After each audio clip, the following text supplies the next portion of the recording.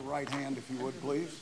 From the moment he was sworn in, Attorney General Jeff Sessions pushed back at suggestions he, as a surrogate for Donald Trump's presidential campaign, conspired with Russia. The suggestion that I participated in any collusion, that I was aware of any collusion with the Russian government to hurt this country, which I have served with honor for 35 years, or to undermine the integrity of our democratic process, is an appalling and detestable lie.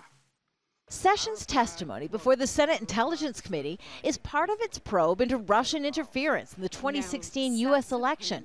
It comes less than a week after the fired FBI Director James Comey also appeared before the panel. After his public testimony behind closed doors, Comey reportedly told senators that Sessions may have had a third, undisclosed meeting with the Russian ambassador to the United States, Sergei Kislyak, at a reception. It's a charge Sessions denies. If any brief interaction occurred in passing with the Russian ambassador during that reception, I do not remember it. But often during the hearing, the one-time senator refused to answer many of the questions posed by his former colleagues. This is the appropriateness legal standard for not answering congressional inquiries. It's my judgment that it would be inappropriate for me to answer and reveal private conversations with the president. Hours before Sessions spoke, his deputy testified before another Senate committee.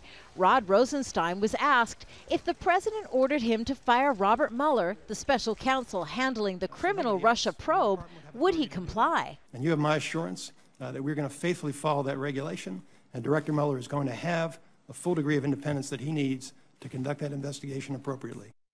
Still, both Rosenstein and Sessions, at the request of the president, had recommended Comey be fired based on poor performance.